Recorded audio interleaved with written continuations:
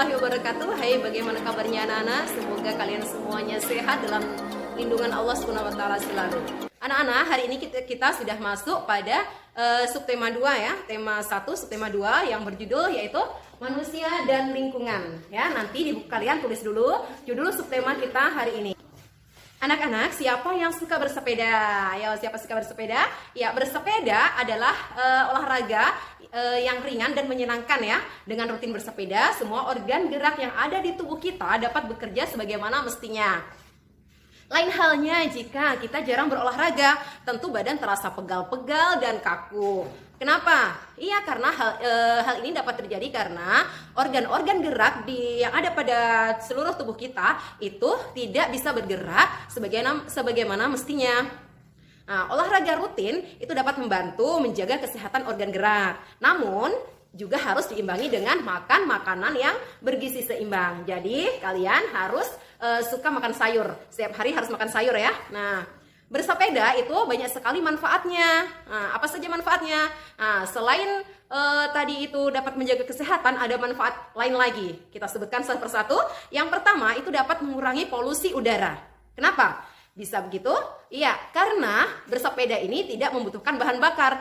Lain halnya seperti motor, mobil ya, itu karena membutuhkan bahan bakar, dia dapat menyebabkan polusi udara atau pencemaran udara. Kalau bersepeda itu aman. Kemudian yang kedua, bersepeda itu juga dapat mengencangkan otot-otot tubuh, utamanya otot kaki, paha, betis, kemudian otot bagian belakang kita, otot pinggul, dan juga otot lengan. Nah, kemudian manfaat yang ketiga, bersepeda itu juga dapat menyehatkan jantung kita. Ya, dengan rajin bersepeda, rutin bersepeda, ketika kita bersepeda mengayuh sepeda itu, jantung kita itu berdetak lebih cepat. Nah, karena jantung berdetak lebih cepat, maka dia bisa memompa darah juga lebih cepat, sehingga peredaran darah di dalam tubuh kita dan oksigen itu bisa menjadi lancar. Kemudian manfaat yang keempat dari bersepeda ini adalah dapat membakar kalori. Ya, kalau kalori di dalam tubuh kita ini bisa terbakar, maka kalau kita badannya gemuk, itu badan kita bisa turun ya, berat badan bisa turun sehingga kita terhindar dari kegemukan atau obesitas. Nah, kemudian manfaat yang kelima dari bersepeda ini adalah dapat menurunkan risiko terkena penyakit diabetes ya, atau kencing manis kalau kita bahasa kita sehari-hari ya. Diabetes ini terjadi karena tingginya kadar gula di dalam darah. Nah, gula dalam darah itu diubah menjadi kalori. Tapi karena kalorinya ini tidak terpakai, ya, kurang berolahraga, makanya menjadi tinggi. Nah, itu bisa menyebabkan penyakit diabetes. Kemudian yang keenam, manfaat bersepeda selanjutnya yaitu dapat mengurangi stres. Ya, kenapa? Ya, kita tahu bahwa kalau kita itu bersepeda bersama teman, ya, keliling-keliling kompleks, melihat pemandangan yang hijau-hijau, pemandangan yang indah, itu tentu hati kita menjadi senang. Nah, hati yang senang itu dapat mengurangi stres. Jadi ada baiknya kalian setelah belajar begitu ya, nah, itu berolahraga, naik sepeda ya. Kalau supaya tidak stres, atau seminggu sekali boleh ya. Tetapi ingat, tetap patuhi protokol kesehatan. Nah, sekarang kalian buka buku kalian halaman 58 sampai 59. Di situ ada bacaan tentang manfaat sepeda, manfaat bersepeda. Kemudian kalau setelah dibaca, kalian buka pada halaman 60 ya. Di halaman 60 itu ada tabel. Di situ kalian akan menemukan, disuruh mencari ide pokok dari bacaan di halaman sebaliknya. Nah, nanti kerjakan pada paragraf kedua dan ketiga saja. Cari ide pokoknya paragraf kedua dan tiga. Namun bacaannya semuanya dibaca karena itu sangat bermanfaat. Ya, sekarang perhatikan penjelasan Ibu Guru tentang nama-nama tulang. Ya, Ibu Guru gunakan rangka manusia ini. Ini disebut dengan tulang tengkorak ya, untuk melindungi bagian otaknya kita ya. Karena otak itu lunak, jadi harus dilindungi dengan rangka yang kuat. Namanya tulang tengkorak. Kemudian di bawahnya ini karena sudah terlepas ya, sudah lama. Ya, ini seharusnya seperti ini. Nah, ini namanya tulang rahang bawah ya. Kemudian di sini ini namanya tulang leher. Nah, kemudian ini ada namanya tulang selangka ya, tulang selangka yang biasanya itu terlihat di bawah lehernya kita ya, di sini ya, yang tulang di sini itu namanya tulang selangka. Kemudian di baliknya, kita balik dulu, kita putar. Nah, ini namanya tulang belikat ya. Nah, tulang belikat biasanya kalau kita punggung kita gerakkan itu di bagian sini ya, itu terasa. Nah, yang bergerak, yang lebar, itu namanya tulang belikat. Nah, kemudian diputar lagi. Nah, ini namanya tulang dada di sini ya, ini tulang dada. Kemudian yang ini ya, ini adalah tulang lengan atas ya. Ada dua, kanan kiri. Nah, ini tulang lengan atas. Kemudian yang ini ada namanya tulang hasta dan tulang pengumpil ya. Ini di lengannya kita ini nak.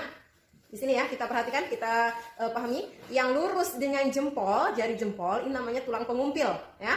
Nah, jadi ini macam ini jempolnya sudah hilang.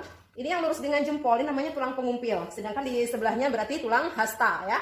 Nah, jadi di lengan ini ada 3 jenis tulang. Yang lengan ini, yang panjang ini namanya tulang lengan atas. Kemudian ini tulang pengumpil yang lurus dengan jempolnya kita ya. Kemudian ada juga tulang hasta. Kemudian ini ada di sini bagian tulang yang juga sekarang sudah hilang ya. Ini namanya tulang pergelangan tangan ya, di sini ini ya. Kalau tangannya kita di sini ini namanya tulang pergelangan tangan.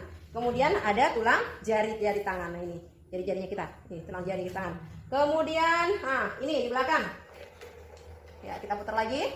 Ini tulang belakang ya. Ini namanya tulang belakang. Nah, kemudian yang ini ya, yang ini namanya tulang panggul ya. Ini tulang panggul, ini tulang belakang, ini tulang panggul ya, panggul di sini ya, di panggul, tulang panggul. Kemudian ini putar lagi. Ini namanya tulang paha. Nah, ini adalah tulang yang terbesar di tubuhnya kita ya. Tulang terbesar di tubuhnya kita adalah tulang paha. Di sini juga otot yang terbesar ya.